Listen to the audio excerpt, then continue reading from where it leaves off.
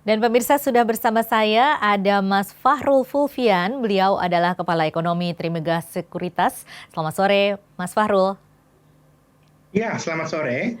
Iya, ini seperti kita ketahui adalah lembaga Sovereign Wealth Fund ini adalah mencari investasi berupa modal, bukan utang atau pinjaman. Nah, ini seperti apa mekanismenya, Mas?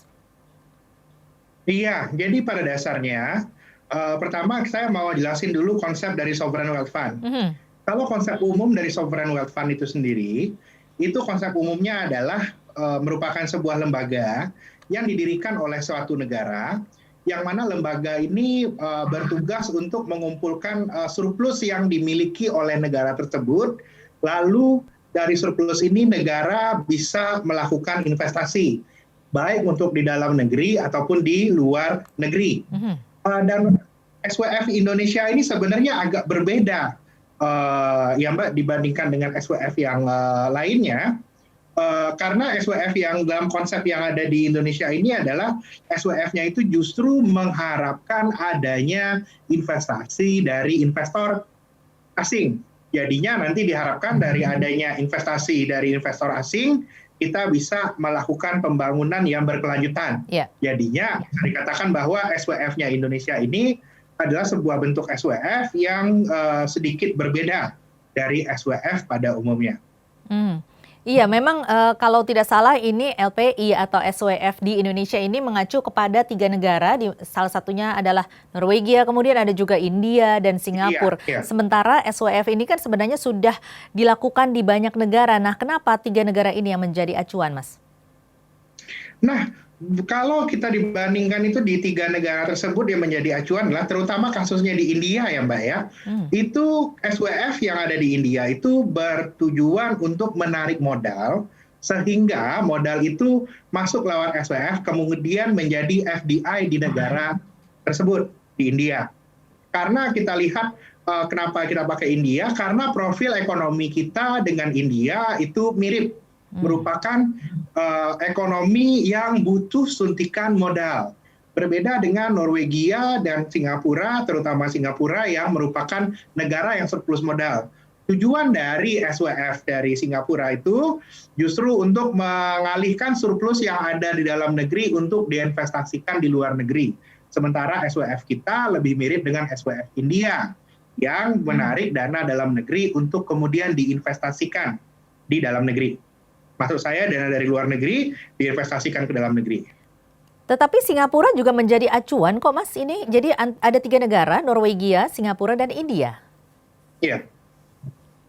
Iya, benar. Itu karena dijadikan acuan, karena aktivitas dari SWF ketiga negara tersebut itu lumayan cukup berhasil ya Mbak ya. Kita bisa melihat bahwa kalau investor SWF terbesar itu ada dari Norwegia dan Singapura. Iya, kalau kita ketahui bahwa saat ini memang LPI atau SWF ini diadakan supaya kita tidak lagi banyak berutang begitu ya. Sementara kalau kita ketahui banyak negara ini sudah melakukan atau mengadakan SWF ini sudah berpuluh-puluh tahun bahkan. Kenapa kita baru sekarang? Nah, sebenarnya kalau yang kita lihat itu kenapa sampai mereka sudah berpuluh tahun, kalau kita lihat negara seperti Singapura dan Norwegia itu adalah negara yang surplus, Mbak. Berbeda antara negara yang surplus dan negara yang defisit seperti kita. Negara yang surplus, mereka menggunakan SWF ini sebagai sebuah kerangka stabilisasi. Misalnya, kalau misalnya ada suatu ketika kejadian mata uang Singapura dolar mengalami penurunan yang sangat material, bukan tidak mungkin dana dari Temasek itu pulang ke Singapura untuk melakukan bagian dari kebijakan countercyclical dan membuat kestabilan bisa terjadi kembali. Syarat yang biasa juga selain surplus yang besar adalah sektor keuangan yang tumbuhnya sudah cukup memadai. Karena itu seperti Norwegia dan Singapura itu sudah dilakukan lebih lama ya SWF-nya. Jadi syarat ada SWF yang normalnya adalah kita memiliki surplus. Sedangkan SWF Indonesia ini model yang akan digunakan itu adalah SWF yang sedikit berbeda, SWF yang menjadi kendaraan supaya foreign investor bisa masuk ke Indonesia dan baru bisa dilakukan. Sekarang Itu seiring juga dengan semakin dalamnya pasar keuangan dan meningkatnya kredibilitas Indonesia sendiri. Itu salah satu ditandai juga kita sudah investment grade lagi sekarang. Iya, kalau kita ingat bahwa memang SWF ini diadakan adalah untuk pembangunan ke depannya begitu ya, mendukung pembangunan dan juga merupakan pendukung dari strategi pembangunan nasional. Nah ini kalau kita ingat juga bahwa selama ini kan kita dari hutang terus begitu ya, dan ini tentunya resikonya dengan menggunakan SWF ini kalau hutang ini lebih besar. Nah kalau resiko dari SWF ini sendiri apa, Mas? Kalau kita lihat resiko dari SWF ini bukan tanpa resiko ya, karena SWF ini adalah berbentuk sebuah entitas yang dimana entitas-entitasnya itu nanti membuat sebuah investment vehicle. Saya sebenarnya melihat ini hanya merupakan sebuah metode mengalihkan kewajiban dari yang tadinya itu harusnya jadi kewajiban sovereign. Sovereign ini kewajiban yang langsung terrefleksi di balance sheet negara Republik Indonesia lewat Departemen Keuangan, itu bisa beralih ke quasi sovereign yang merupakan entitas baru yang masih dimiliki negara tapi tidak langsung embed di balance sheet-nya negara Republik Indonesia. Jadinya adapun resiko dalam jangka panjang adalah kalau seandainya SWF ini tidak berhasil untuk memberikan pendanaan yang konstan dan memberikan value added yang tinggi, salah satu resiko yang mungkin terjadi dan saya harapkan tidak terjadi adalah kita untuk SWF ini membutuhkan suntikan pendanaan lagi di masa yang akan datang. Karena itu ada urgensi untuk membuat SWF ini bisa self-sustain, Mbak. Bisa jadi kita hanya melakukan injeksi dana hanya satu kali, selanjutnya SWF ini bisa tumbuh dari return earning dari company-nya sendiri. Nah itu bagaimana caranya supaya dia bisa sustain? Nah, untuk bisa sustain, di sisi SWF itu sendiri, kalau kita melihat dari buku panduan dari Sovereign Wealth Fund, ada dilakukan studinya oleh Harvard University, untuk kesuksesan SWF itu harus ada 4 hal yang jelas. Yang pertama, saving strateginya bagaimana? Saving strategi ini adalah sebuah strategi untuk bagaimana membuat instrumen untuk investornya masuk ke ke SWF tersebut. Yang kedua, spending strategi. Itu harus jelas juga kalau mau berhasil. Setelah selesai, misalnya nanti di SWF ini akan ada aset-aset investasi seperti jalan tol dan yang lainnya. Setelah masuk SWF, setelah tenor investasinya selesai, bagaimana instrumennya itu keluar lagi dari SWF nanti. Itu spending strategi. Yang ketiga, investment strateginya.